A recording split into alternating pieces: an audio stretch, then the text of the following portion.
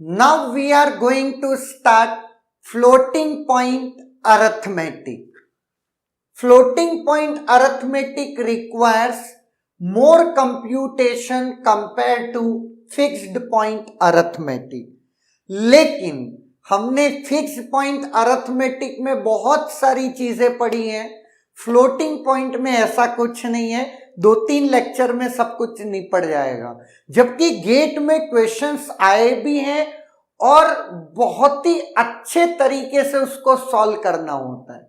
तो सबसे पहले अपन देखते हैं addition and subtraction floating point arithmetic में।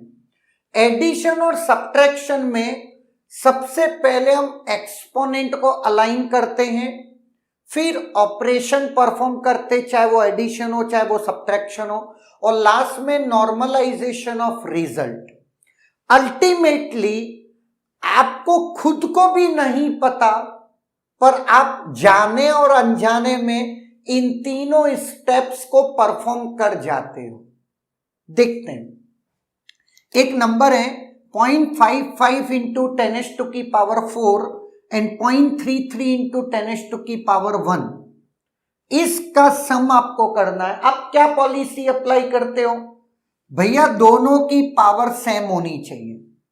तो ऑब्वियस है जिसकी पावर छोटी है उसको बड़े के बराबर ले जाते हैं, है ना? यही काम करते हैं हम अपनी बचपन की मैथमेटिक्स में, वही काम आपको करना है अभी भी। 0.55 इंटू 10⁻⁴, इसको 10⁻⁴ बनाने के लिए हम इस पॉइंट को 3 स्टेप इधर ले जाएंगे। जब 3 स्टेप इधर ले जाओगे तो 0 0 0 3 3 ये लगा, है ना? नाउ 0 0 0 आप फ्रैक्शनल पार्ट में अटैच कर सकते हो। नाउ अब आप इसको सॉल्व करोगे तो 10⁻⁴ और इसको सम करोगे तो 5 5 0 3 3, है ना? और ऑलरेडी आपका रिजल्ट नॉर्मलाइज्ड फॉर्म में है। अभी हम जो भी काम कर रहे हैं वो बेस 10 में कर रहे हैं, तो डॉट के बाद आपका एटलीस्ट एक 1 आएगा, 1 2 3 4 5 6 7 8 9 कुछ भी आ सकता है, बट 0 नहीं आ सकता, क्योंकि डॉट के बाद 0 आना मतलब नॉर्मलाइज्ड नहीं है। ये अभी इंटरमीडिएट स्टेज का पार्ट है, इसलिए क्लियर है। तो ये प्रोसीजर जो हमने अप्लाई किया, this step is known as exponent alignment. इसके बाद हमने सम किया, और अगर रिजल्टेंट हमारा नॉर्मलाइज्ड नहीं होता तो हम उसको नॉर्मलाइज्ड करते, बट अभी अपना नॉर्मलाइज्ड है। चलते हैं एक और एग्जांपल देखते हैं। यहां पर आपकी पावर ऑलरेडी क्या है, एक्सपोनेंट अलाइंड है, कोई इशू नहीं। अब आप क्या करिए, सब्ट्रैक्ट करना है तो सब्ट्रैक्ट करिए। 0 सॉरी है ना, 2 2 0 0 इंटू 10⁻⁶, है ना?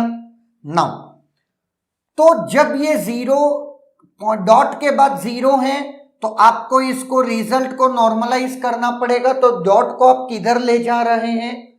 आप ले जा रहे हैं राइट साइड, तो आपकी पावर घटेगी, that is 0.22 into 10⁻⁴, that is my answer, है ना? अल्टीमेटली आपने जो कुछ स्टेप्स परफॉर्म करी हैं वो कोई और नहीं, ये 3 स्टेप्स ही हैं। पहले क्वेश्चन में हमको दो स्टेप्स लगी, दूसरे क्वेश्चन में हमको लास्ट की 2 स्टेप्स लगी, second and third. First already exponent aligned था, और पहले क्वेश्चन में रिजल्ट ऑलरेडी नॉर्मलाइज्ड था, इसलिए हमको रिजल्ट को नॉर्मलाइज करना नहीं पड़ा। लेकिन मैक्सिमम किसी भी क्वेश्चन में ये 3 स्टेप्स हम फॉलो करते हैं एडिशन और सब्ट्रैक्शन के केस में। क्लियर है? तो ये आपका हो गया addition and subtraction of floating point representation. Is there any doubt?